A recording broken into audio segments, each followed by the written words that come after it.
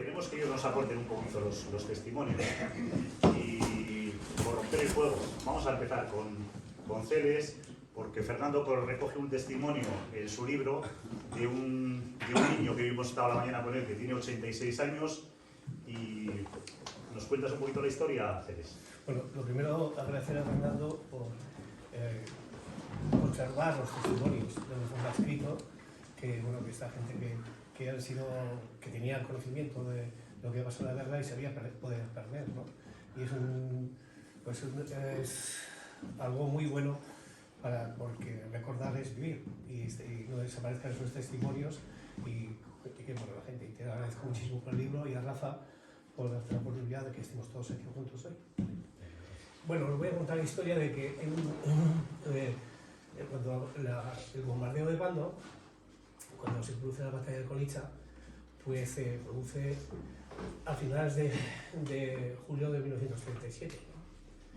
Y previamente en el barrio de Pando estaba en descanso un batallón que es Amayur, que había regresado de Asturias de frente a Daneses y estaba en Pando. Se sitúan para la batalla de Colicha 3 batallones, 2 anarquistas y 1 nacionalista. Los 2 anarquistas son Durruti y Celta, y el nacionalista es Avianeda, en el que están todos nuestros convecinos, los carranzanos y todos los de las embarcaciones. Amayur se retira y se va hacia Santoña, porque había entrado en combate en Areces y había perdido 187 bajas. Previo al bombardeo, a la batalla, se produce un bombardeo del pueblo. Y en ese pilla a todos los vecinos desprevenidos. Había en bandos, pues eso, 1800 soldados y el polvorín. Iban a bombardear el polvorín que está en la iglesia. Y entonces, un testimonio que coge en el libro Fernando es Jesús Barreras, que es miembro del batallón Avellaneda, que antes había estado en Lanzas Agudas y viene de Lanzas Agudas a Pando para atacar Colicha. Y en este bombardeo veía la gente, es de día, y entonces sale la gente a refugiarse, los que estaban en las casas. Y entre el barrio del Cueto, en Pando, y la iglesia había un refugio que se había construido para defenderse, para defenderse y defenderse de la aviación. Entonces, mi abuela y mi abuelo tenían 4 hijos. Uno que había nacido en octubre del 36, que era Agustín, que está en la residencia, y entonces salen corriendo al refugio. El soldado, el miliciano, coge a mi tío. Y llegan al refugio, y justo cuando va a entrar al refugio, está ahí la bomba, se tira el miliciano está ahí una bomba, se tira y la bomba mata al miliciano y salva a mi tío. Y le coge a mi abuela ya dentro del refugio lleno de sangre. Ese es el testimonio que está Agustín. Pero también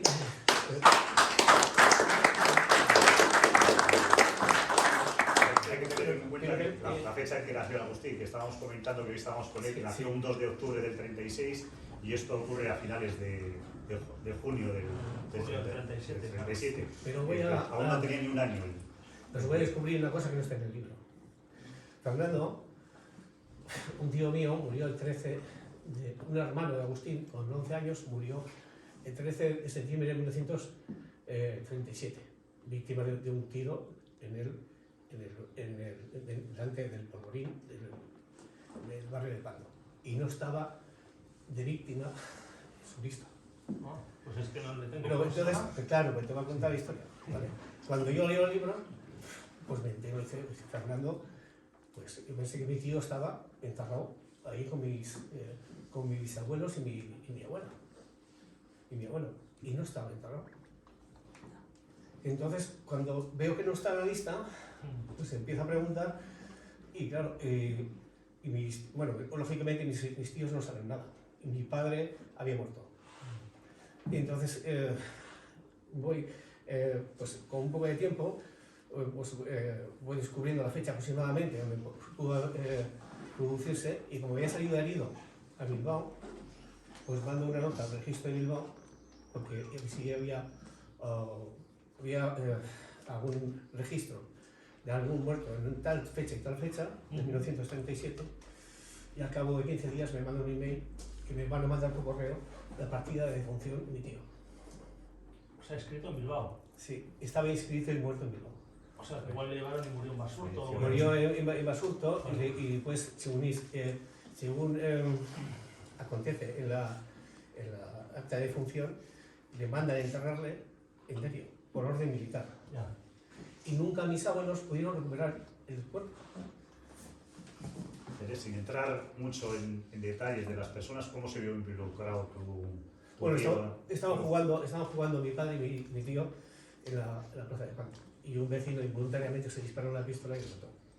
Le pegó un tiro y salió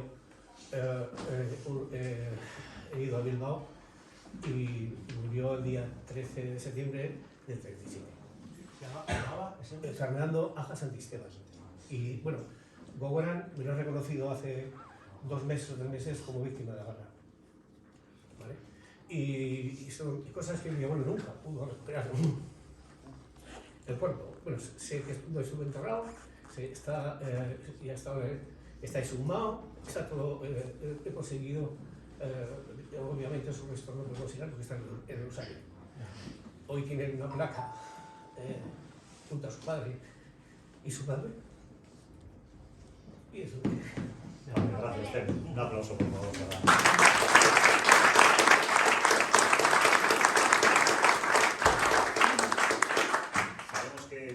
Fueron 22 jóvenes a la guerra, y los 22 volvieron con vida, y por eso pues que compraron una imagen de la Virgen que está allí en la iglesia, y debajo de esa Virgen, pues debajo de la imagen aparecen los nombres de los 22 soldados. Otro caso diferente, vamos a pasar a Ion, es el barrio de los romanos, que es un barrio pequeño, y bueno, nos cuentas también la historia de un tío abuelo y un poquito central del barrio.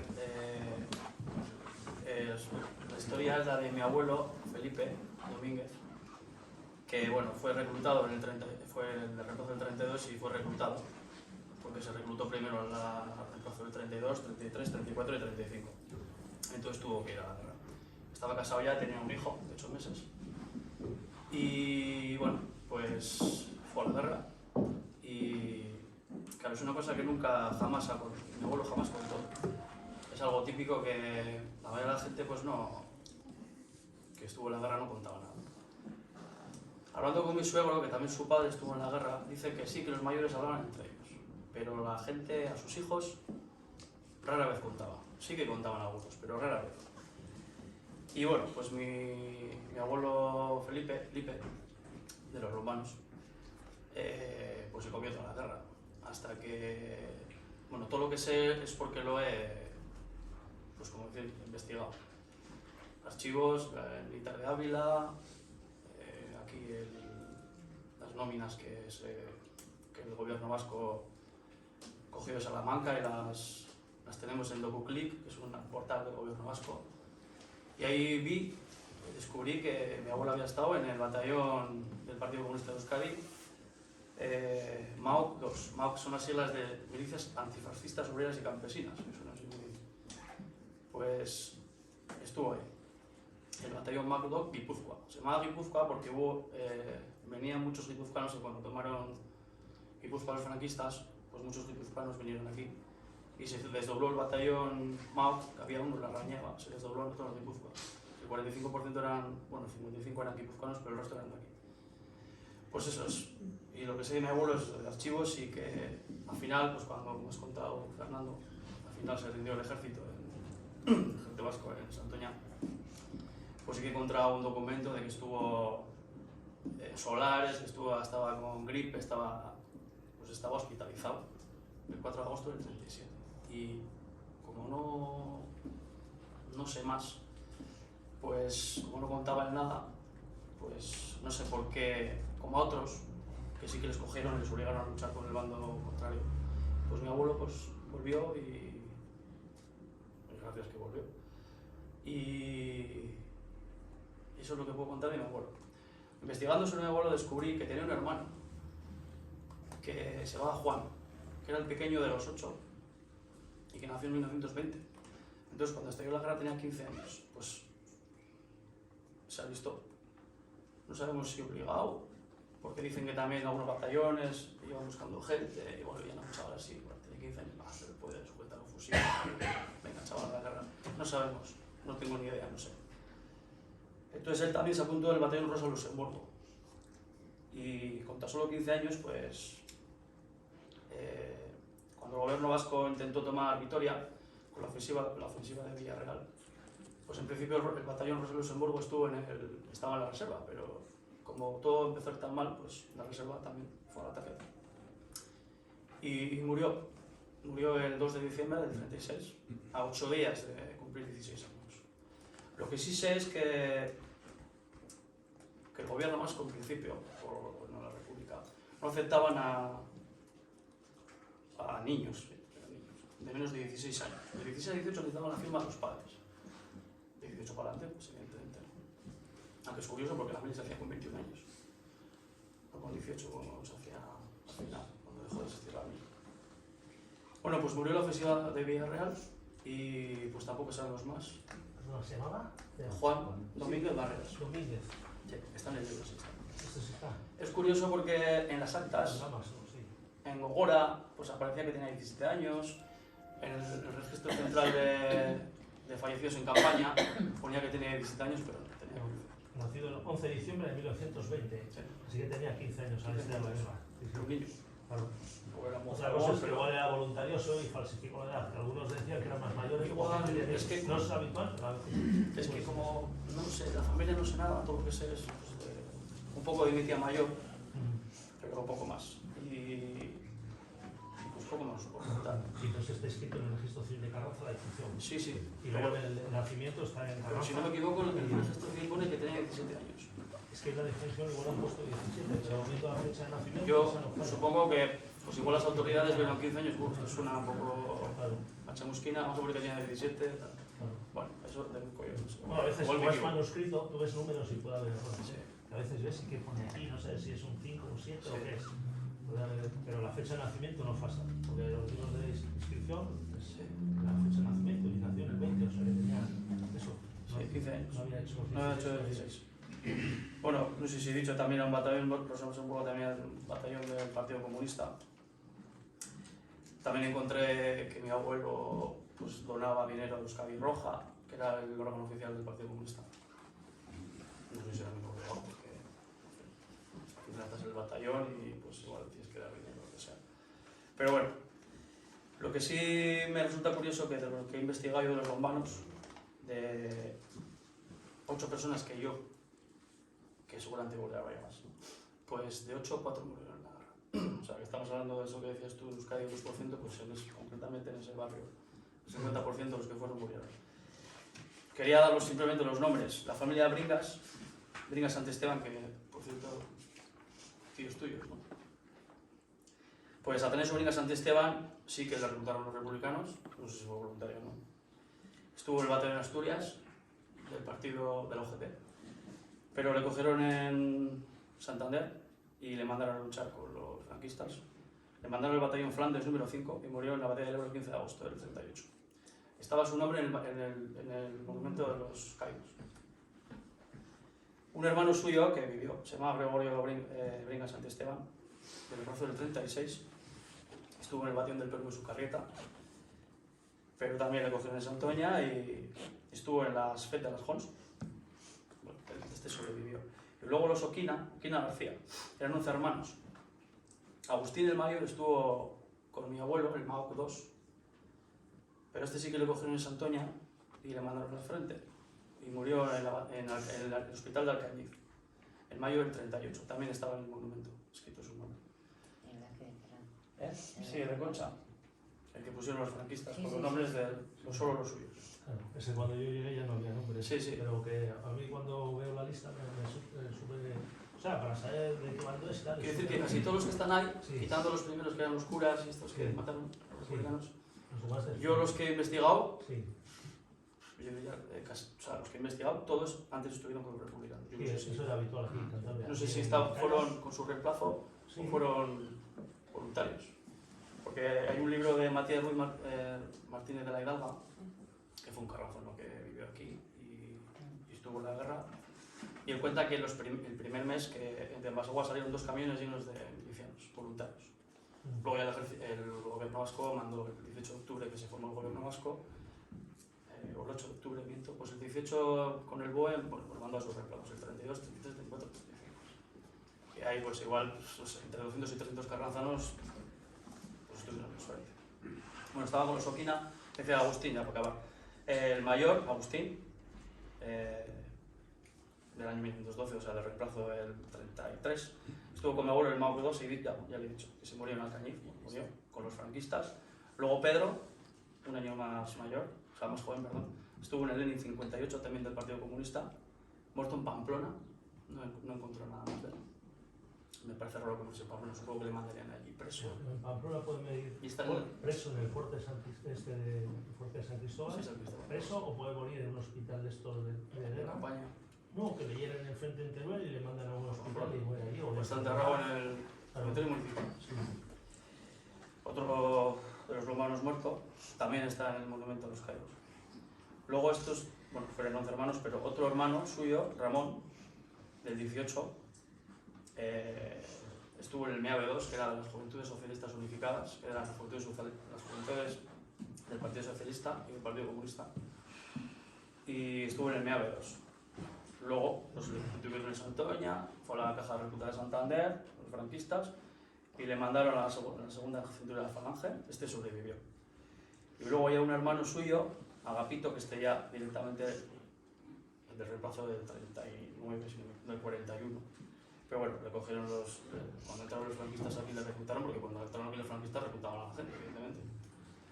Y, bueno, este también vivió, pero le mandaron al Regimiento de Infantería América 23.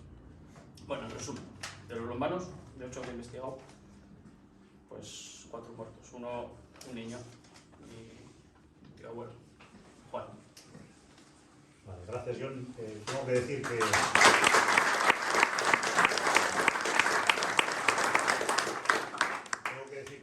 John es uno de los responsables de que hoy estemos aquí reunidos, y haciendo una referencia al monumento se conservan los nombres, que no le digo a Rafa, gracias a Rafa Ibargüen, que en su momento pues los escribió a mano, y hemos podido contrastar esos datos, ¿no? Que muchos de esos nombres habían echado previamente en el bando republicano, y como yo decía, por reemplazo pues fueron llamados a filas.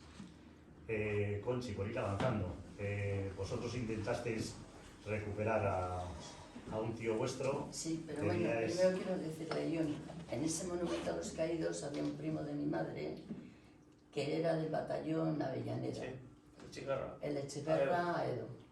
¿Cómo se llamaba? El Gregorio. Pero bueno. Ese tengo pedido a Salamanca y me han dicho que está perdido ese papel. Pero era del batallón Sí, Avellaneda. Avellaneda, sí. Y una de sus hermanas, cada vez que lo veía, se ponía mal. Y han dicho que casi sí, todos los que estaban ahí Yo solo sé que habían sí. estado primero con los republicanos. Y luego les obligaron a... De hecho, hay como... creo que hemos investigado en Río 20 que les obligaron los franquistas a ir, como estos que he contado, los romanos. Y 20 murieron, 20 carranzanos en las batallas de Levante. 20. Conchi, ¿nos cuentas Bueno, un poquito para ir pues, avanzando el caso sí. de tu tío, de José Mari Lechigrada? Sí, el Echeverra Matienzo. Mi abuela murió sin saber dónde estaba el hijo, mi tío después de 50 y tantos años también, mi madre también murió sin saber dónde estaba el hermano, que le dieron tenían un comunicado de que había muerto y nada más, y yo hablé con Gora y entonces me dieron la información de que había sido enterrado en una fosa común con 4 soldados más en Trucillos. Fui a Trucillos, busqué la documentación y ya me llaman de Gogora para decir que lo iban a exhumar. Me parece que fue un 8 de abril del 2018, y a los 3 días o 4 antes de ir a exhumar a mi tío, pues me dijeron que ya lo habían sacado de la fosa común justo a los 5 años de haber sido matado. Le mataron el 13 de agosto de 1937 y le sumaron con los otros 5 soldados que estaban en la fosa común el 13 de agosto de 1942. Y como recuerdo, pues tengo esta tierra que se lo agradezco a Norcasitas, que le dije que me la trajera de la fosa común para plantar una flor en su recuerdo, después de 86 años de haber sido muerto. Muy Y bien, nada gracias, más. Conchi.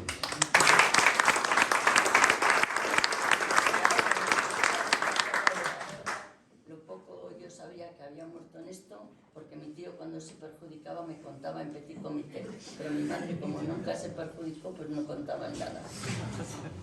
¿El nombre era? ¿Cómo se llama? José María Elechiverra Matienzo.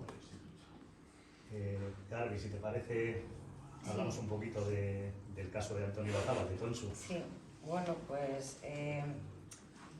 Tonchu Olazábal era el hermano de mi abuela Fina, y así como estáis contando vosotros, bueno, que en casa nunca se hablaba de aquello, pues Fina, a todos los que pasaban por mi casa, a nosotros, mis hermanos, a mis primos, siempre nos hablaba de su hermano pequeño, que como decía ella y lo repetía siempre, le mataron los suyos. Mi tío, tío abuelo, Toncho Olazábal, luchó, estaba bueno, en el batallón Meave, aquí en Carranza. El batallón Meave creo que se replegó desde Arrigorriaga y vino aquí a Carranza o algo así, y él estuvo bueno, luchando pues, en ese batallón. La cosa es que bueno, pues una ofensiva, pues los franquistas le detuvieron y le mandaron al penal de Santoña. La cosa es que, bueno, Fina, mi abuela Fina, se enteró de que estaba en el penal de Santoña y que tal día le iban a trasladar en el tren hasta Bilbao. Y entonces ella, que bueno, como una checoandre carranzana, los tenía bien puestos, pues fue allí a la estación del tren a decirle: hijo mío, salta, que si no saltas ahora no te volveré a ver nunca. Lo siento, me emociono, pero como lo he oído tantas veces lo tengo muy presente y bueno, me emociono. Y así fue, no lo volví a ver nunca más. Le llevaron a... Me ha hecho mucha ilusión ver la última foto que has puesto que hay en Cataluña del monumento a la gente que murió en la batalla del Ebro, porque aún siendo él siendo republicano, murió matado por los republicanos, obligado a luchar con Franco. Y no sabía que existía ese monumento, me ha hecho mucha ilusión verlo. Murió con 20 años y bueno, pues la verdad es que no hemos sabido prácticamente nada de él. Ha sido un hermano muy querido y un tío que yo no he conocido, pero que siempre estaba con las cosas que nos contaba mi abuela, pues en todas las reuniones, a los primos, a todos, como ya he dicho. Y bueno, y ahora me voy a volver a emocionar, porque gracias al tesón y trabajo de mi gran amigo Garricho y de Yonchu, bueno, tenemos esperanzas de que puede estar en un pueblito de Teruel, en Linares de Mora, y parece que hay posibilidades de que esté allí en una fosa común en el cementerio de ese pueblito. Y ojalá algún día pueda venir a descansar junto a sus aitas que están en Sierra. Y bueno, esa es mi historia.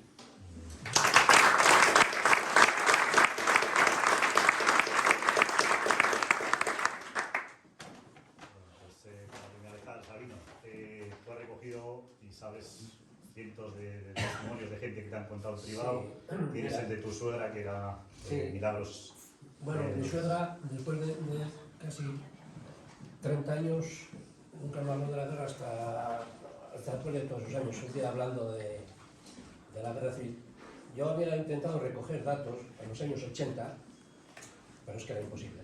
Yo tuve muchas conversaciones con Fina, nunca me habló de la guerra, con el padre de este también. El padre, esto lo único que me enteré es que el día que estuve, porque en sus años de enfermedad, pues subí algunas tardes a hablar con él y le grabé, y lo único que me enteré en esos días es que tenía 2 bombas en el sobrado, que había recogido, que los había bajado con un burro y los tenía en el sobrado. Y pues si cualquier día voláis. Yo no sé, creo que les dije, pues oye, dar parte de ellas que se las lleven y no sé si al final se las llevaron o todavía las tenéis ahí arriba. Ahí está. Y no, me contó toda su vida, pero de la guerra ninguna. Lo único, eso, empezó a decirme por qué el apodo que le habían puesto y luego decía eso, mira, que una vez bajando por ahí, pues de la zona de, que ellos estaban por la zona de debajo de Ribacova, venían allí para allí, dice que se veían las bombas por ahí, y él cogió 2. Y Marci Caminales también me ha contado cosas, y luego, pero muy deslavazado, así que casi nunca, a veces empezaban a contarte las cosas y yo creo que se daban cuenta de que no querías que te enterases de más y se paraban, y no, ya no decía más. Lo que sí he visto, me parece que era, porque a veces ya con tanto niño en la cabeza, con el fondo, por ejemplo, el padre de Tomás Angulo, ese empezó con una Avellaneda y luego acabó en el escudo con los nacionales. Y lo curioso es que acabó la guerra y luego le hicieron, aunque ya había hecho parte de ella, le hicieron cumplir, sería como castigo, la mili entera otra vez. Ese caso se concretó. Luego se ve gente, porque me han dicho, y luego me dejaron algunas fotografías en la cadera, me parece que fallecieron 2, uno anterior y otro por ahí, y alguno más. Casos en concreto, mira, por ejemplo, por lo que poco que yo pude sacar en conclusión es que prácticamente en Carranza no se dieron cuenta de la guerra. Se dieron cuenta cuando empezaron los bombardeos que hubo por la zona de la estación y Molina, pero no había. Y de hecho, eso me contaba mi suegra, que algunos jóvenes se metían en cuevas y no fueron a la guerra, que estaban escondidos y esperaban que acabó la guerra y no se hicieron refugios. Por ejemplo, yo concretamente lo que me contó mi suegra, pero eran unos refugios que si cae la bomba pues no queda ni una, porque eran una zanja, Bardanasca por arriba y luego tierra. Y en Bustillo habían hecho uno, y justo la única bomba que cayó en la cocina encima del refugio. Pero es que ellos no se quedaban allí. Por ejemplo, en Bustillo había un señor que tenía una madre que ya no podía andar, entonces a todos los niños los cogían con la carreta, el carro de bueyes y la pareja, los llevaba a la cueva de la Cubía. Y ahí los tenían desde la mañana hasta la noche. Y ella se recuerda de que les llevaban una carterita de arroz con leche para la comida. Y cuando ya veían que no había problema de aviones, los volvían otra vez. Que ella, como dice, joder, si para nosotros parecía como era niña, tendría 5 o 6 años, que como era niña, veíamos aviones con el mazo a dar vueltas y todos salían a ver cómo los aviones volaban. Dice que si vino para que tiene una bomba, pues nos pilla, todos. No llegó el caso, ¿no? Ese mismo caso de ese tipo de trincheras, por ejemplo, el tío de Celes, por ejemplo, en Trevilla, pues también ahí cerca de casa habían hecho una zanja, lo mismo, el mismo, yo creo que el sistema era todo parecido, Bardanasca y tablas y tierra, que ellos no le llegaron nunca a conocer. Se ha hablado del caso de, por ejemplo, de Matienzo, pero yo me he encontrado, me contaron a medias, yo digo que muchas veces te quedas a medias. Yo creo que era un hijo de Marchena, estaba también huido en el monte y cayó enfermo, entonces como pues, llegó a casa y se quedó en el sobrado, le estaban cuidando, debió haber un chivatazo, y entonces rodeó la casa, la Guardia Civil rodeó toda la casa, y entonces al padre no se le ocurre otra cosa para poder salvarle, que puso el carro con la pareja de bueyes, le puso al hijo en el fondo, unos plásticos encima y abono. Entonces salió con el carro y el abono y el hijo dentro a los palos de fuera y así y no le cogieron. Entonces se salvó, que no me dieron más explicaciones. Y luego yo algunas cosas de esas empecé a rememorizar cuando leí tu libro. Y entonces, bueno, claro, ya era muy tarde, la mayoría de la gente ya no estaba. Luego he intentado con algunos, tampoco quisieron seguir hablando. Por ejemplo, en una casa de la cadena yo veía ahí un agujerito y digo, pues ¿esto qué será? ¿Por qué metéis por ahí la hierba? Y dice, no, ahí se metía mi tío cuando estaba en el monte y venía por las noches y luego se volvía a marchar. Pero no te cuento más, porque mira, me llevo mal con esta familia, con otro y no quiero problemas. Ese es el problema, porque a veces a mí ha habido veces que me han pillado a dos fuegos y lo he pasado mal, porque tenías que responder a los dos y algunas veces, como te cuentan una cosa, luego otros lo cuentan otro y el otro, y luego resulta que no coincide en ninguna de las tres versiones, a ver en qué posición te quedas.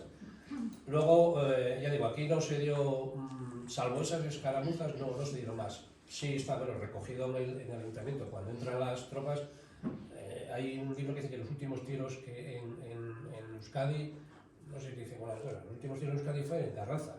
Cuando entraron las tropas por Villaverde, llegaron al suceso y ahí se dividieron en dos. Unos dirección a Molinar, que ahí estaba lo que era el hospital militar, que el Socorro Rojo tenía también una guardería en lo que es el Palacio del Carmen, eso ahí tuvieron un hospital, y entonces otros querían ir hacia Ojeva. Entonces tenían que pasar por la Cubilla, que está en el fondo del valle, el río que baja por el valle, y ahí tuvieron muchos problemas porque había no sé si era un batallón, me contaba, gente republicana en la Rasa, les dieron bien. Les dieron tanto que se vieron obligados a poner en Coladillo dos baterías hasta que los echaron del sitio. Porque claro, toda esa zona estaba trincherada. Lo mismo que la zona bueno, ya habéis dicho, la zona de Orrute, y uno de los guardias civiles que mataron era cuando estaba un batallón de castigo haciendo todo el atrincheramiento de Ugal, que ahí todavía se conserva un casetón de ametralladoras de la Guerra. Y poco más puedo... Lo que comentabas, cuando entró el ejército, entraron los nacionales, el ayuntamiento estaba bastante delicado en la estructura y se celebró la primera reunión en la Casa del Torno, subiendo para San Esteban, y ahí pues ya se fue depurando. Es decir, había un secretario, había un alguacil, y eso os pone bien claro, son destituidos por desafectos al régimen. Los cambiaron, y hay otra anécdota que esa no la tengo muy claro porque no me dieron nombres completamente. Una vez que había eso, habían concentrado a todos los que habían cogido prisioneros en una casa de la Revilla, y los tenían allí, no con buenas intenciones, porque parece ser que la idea de ellos era dejarles que se escapasen, aplicarles la ley de fuga y acabar con ellos, ¿no? Entonces alguien se lo comentó al alcalde en aquel momento, que me dijeron que era Echevarría, pero tampoco me concretaron, y este se presentó y dijo, antes que vosotros tenéis que pasar por mi cadáver. Les salvó a aquella gente, porque la idea era que proponerles la fuga, y claro, al marchar, pues se los cepillaban. El alcalde era Nicolás Vicario Peña, creo. No, pues No, después de la guerra, Francisco Echevarría Altuna. a mí me nombraban Echevarría, por eso digo que Sale la- es que, no, vamos a ver, Vicario estuvo, pero estando ejerciendo como alcalde, va al frente, y luego vuelve a retomar otra vez El 28 de agosto del 37, o sea, los 4 días, Francisco Vicario Calvo. Pero luego lo que dicen, le Sí, movilizan, Francisco. y luego hay una ese le moviliza, estuvo fuera, Echevarría Altuna.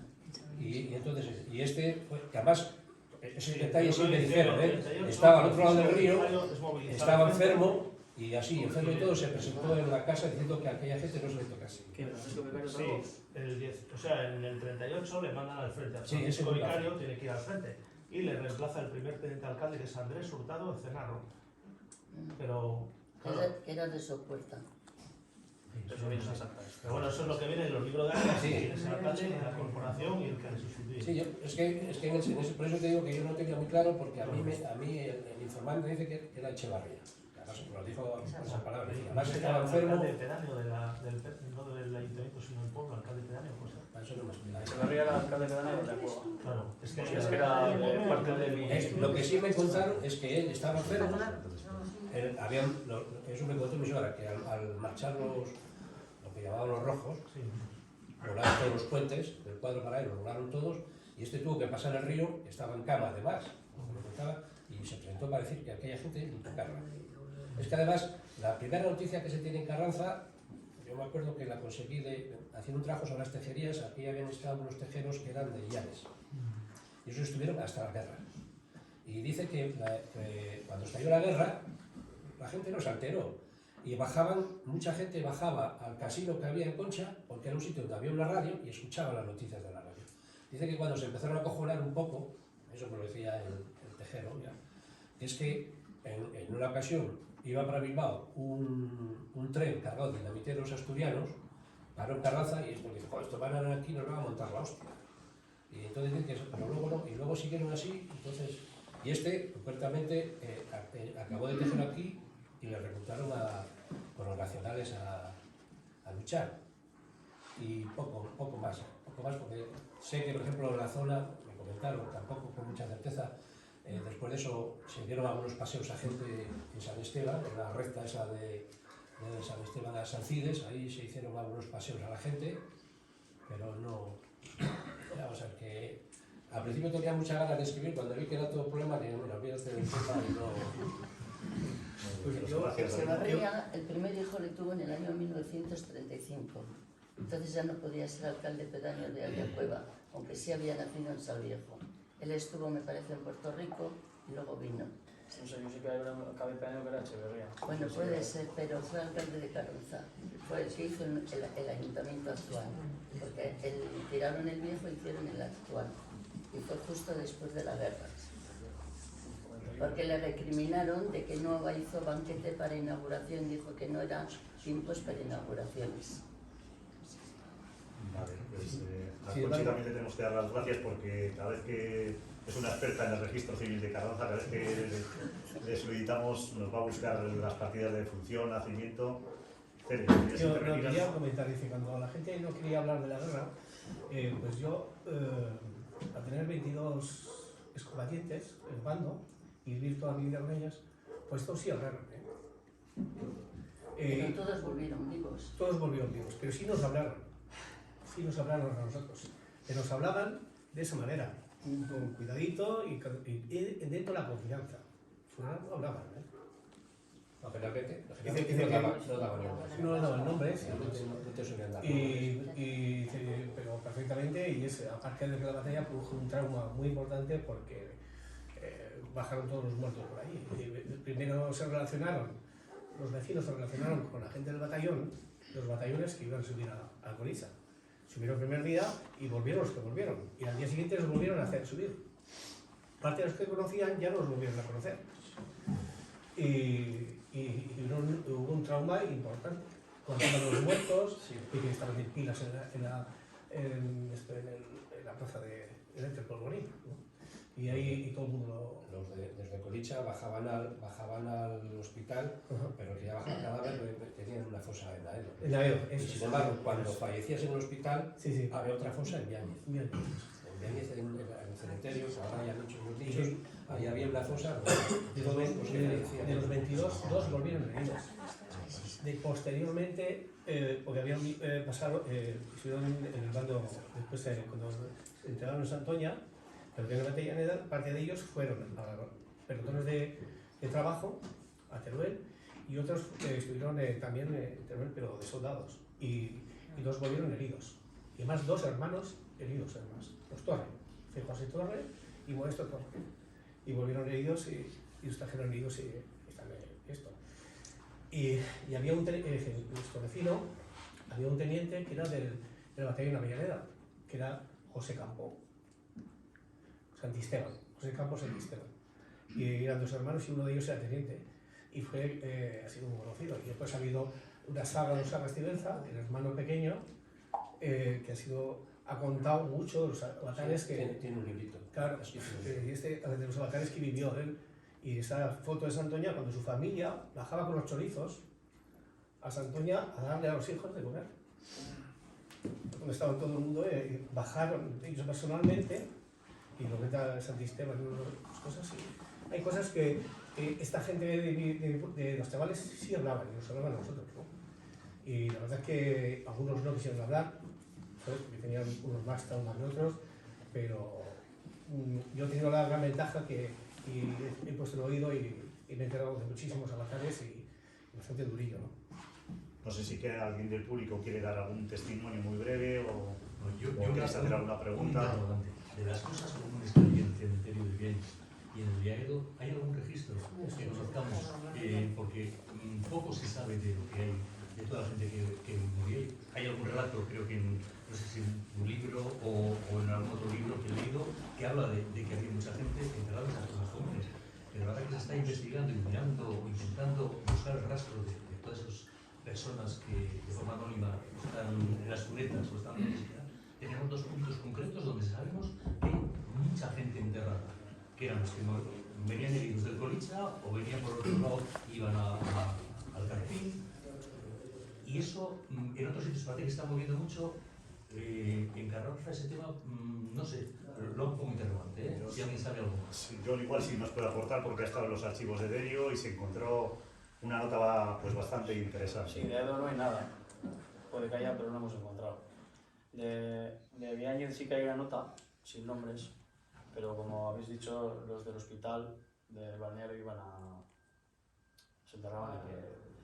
Y hay una nota de, bueno, del libro de Biáñez, de fallecidos, que dice: José Gutiérrez Chávarri, cura ecónomo de Biáñez, hace constar que por falta de datos no se puede entender en este libro muchas partidas de milicianos que fueron enterrados en este cementerio y gente de la población de Villaverde, que murieron en los bombardeos en dicho pueblo, del que fueron traídos a esta por los rojos, no pudiéndose entender dichas partidas por falta de datos, y la persecución de los curas de esta, y para que conste lo firmó en Biáñez, a 20 de septiembre de 1937, José Gutiérrez Chávarri. O sea, es que realmente en Biáñez hay una fosa. Pero hay dos, sí, pero no hay algo oficial, que por eso no sé. No, es que además yo creo que han hecho ya lo que era donde estaba, lo que me han explicado a mí. Yo un día fui, cuando me enteré, fui a ver, bueno, aquí han hecho nichos, es decir, no sé, cuando se hizo aquí, no, se hizo obra y no se en vio. Biáñez, ¿no? Presuntamente en Biáñez estaría debajo de unos nichos que Sí, se han hecho posteriormente. Bueno, no lo sé, es que no sé lo que harían. Eso es muy habitual porque esas cosas del año Ahí además 37, 38, luego los años hay 60, una relación, 70, donde hacemos la ampliación, pues ahí, y casi siempre han hecho nichos en esos de sitios. todos los curas que había en ese momento en Carranza. Uno fue capellán nacionalista, otro desapareció, por la guerra marchó de Carranza, no se enteró, el de San Esteban, el de Licerio, el de Biáñez, esos fueron los que fusilaron. Ah, bueno, y ahora también, aparte eso del fusilador, eso fue Marzo que lo contó, cuando estaba en el banco Quilates, el día que estaba fusilando, te llamaban por nombre, salías pensando que te iba a hacer algo y luego te daban el pasaporte. Y creo que había, según me pareció entender, que había un carranzano entre el grupo que asaltaba, y entonces cuando llaman a uno, se va a levantar y dice: quédate ahí tonto que no sabes dónde vas a ir. Esa historia me ha contado. Se salvó. Tú has dicho que había un carranzano, ¿no? Bueno, en total murieron 5, pero él se refiere a uno de los asaltantes que era de allí. Ah, Sí, Es que entre los asaltantes había uno que era de Carranza y conocía al que estaba allí, y cuando le dijo el nombre, dijo: quédate ahí que... No saben. Probablemente sería en el caso del secretario del ayuntamiento. No, el secretario No de fue Zamora Zamora de... II. Y el cura de San Esteban. Tengo un dato a ver, yo tengo un dato del cementerio de Biáñez. De Aranzadi, a mí me llamaron en su momento y, aparte de eso que has leído, el testimonio que hay escrito, localizamos a duras penas el sitio donde podría haber estado lo más verosímilmente posible la fosa común. Y es, según tú entras desde la puerta del cementerio actual, la actual, al fondo, un poco a la izquierda, hay otra puerta. Hay otra puerta. Bueno, pues al lado de esa puerta hay un cercado, hay una pequeña construcción que debe de ser el lugar de la fosa común. Da la casualidad de que, bueno, pues yo soy socio de Aranzadi, etcétera, etcétera, tengo relación con ellos y demás, y esto, pues me llamaron: oye, Lombera, mira a ver si tal y no sé qué, y creo que es en ese sitio. Tengo también un testimonio, que si queréis os lo cuento. Cuando entran las tropas en Carranza, lo has dicho muy bien, hay un bombardeo previo de los italianos, creo que has dicho. Pues ahora imaginaos que en la cuesta de la finca de mi padre, en la estación, enfrente de la Fuente Villarruiz, mi padre en ese momento... ¿Perdón? La Cuesta del Infierno. La Cuesta del Infierno, más a la derecha, un poco más a la derecha. Mi padre estaba segando. habían cogido lo que era nuestro bar, lo que ahora es lo que era el bar Torino, el Urbieta, eso lo habían cogido como centro de operaciones. Y mis padres llevan a sus hijos, que en ese momento tenían 5, los llevan a la cerca. Los llevan a la cerca. Y ellos se quedan en donde ahora vive Fernando, en el caserío, donde ahora vive mi sobrino Fernando. Y mi padre está segando y un avión le ve y se lanza por él. Y le lanza unas ráfagas de metralleta. Mi padre se esconde debajo, en un pequeño hoyón que hay donde hay una encina, y el avión se marcha y mi padre sigue segando. Aparece el avión y le vuelve a ametrallar y le coge por aquí. A duras penas puede llegar a la casilla. La casilla es donde vive Fernando ahora. Allí está mi madre, que como buena lombera, con unas agallas como eso, monta la mesilla, no sé si os acordáis que era una mesilla, un carro plano con 2 varas para una caballería, y lo baja a molinar al hospital.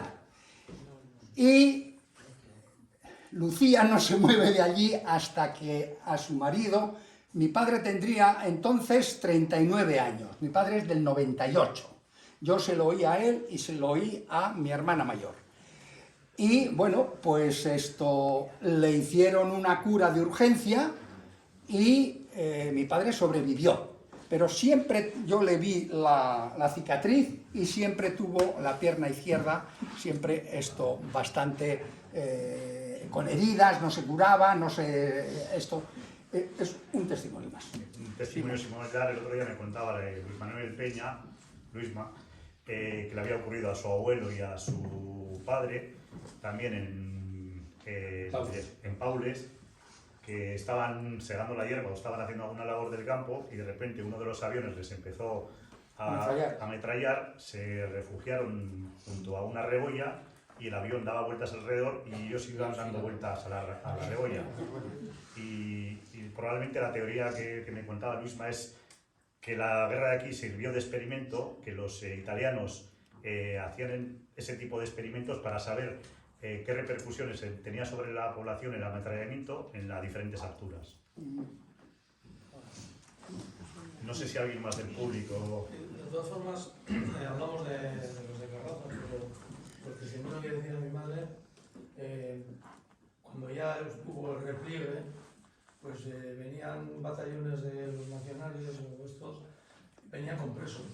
Y yo me acuerdo que de Mena venían buscando a algunos presos que les habían llevado de Mena camino de Carranza y que nunca llegaron a Santoña. Es decir, en la retaguardia, cuando la gente iba huyendo, también los nacionales hacían presos y a muchos les dieron antes de llegar a destino. Entonces, por el camino, no hace falta que sean en fosas que puedan estar, a muchos les dieron pasaportes y más. Entonces mi madre decía que ella veía que venían con presos, bajaban por el portillo y no se sabe si llegaron, porque los de Mena decían que familiares suyos que habían ido a buscar, que nunca llegaron a Santoña, vamos a Santoña o donde sea. Y en esa historia yo creo que hay 2 historias cruzadas. Hay un camino que llama el Camino de los Presos. Ahí creo que hay un sitio que llama el Camino de los Presos y tiene algo que ver con que lo hayan estado construyendo presos en... Sí, ahí hubo presos en la primera época, el ejército republicano tenía presos que eran gente de derecha de Santander y por ahí, que estaban haciendo trincheras en Mena. Y de esos, algunos los retiraron por aquí y a uno le mató unos de Barruelo, de Palencia. A mí me lo contó uno de esos presos, uno que se llama Luis Ilya Astillero, que viene del registro civil de Carranza, pero esos los que le mataron eran republicanos y el que murió era un preso de ellos, vamos, que les llevaban para Santander en la retirada.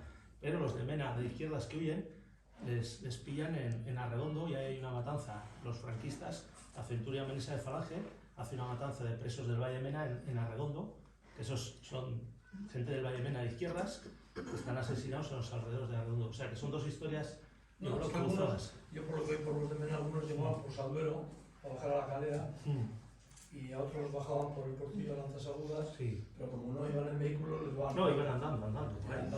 Llegaron o no llegaron. Claro. Bueno, Mi pues madre dice que incluso no llega a ver. si os parece, por no sé qué hora es, Las por ir 9. finalizando, si me dejáis un par de avisos. Recordaos que tenemos los libros, pues, la persona que esté interesada en poder comprarlos.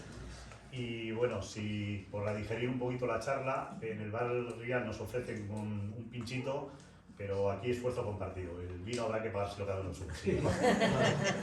Y sí quería agradeceros a todos vuestra asistencia a la charla, a Fernando, vuestros testimonios, a todos los que habéis acudido, y finalizar la charla con el epílogo del libro de Fernando, que me parece muy significativo.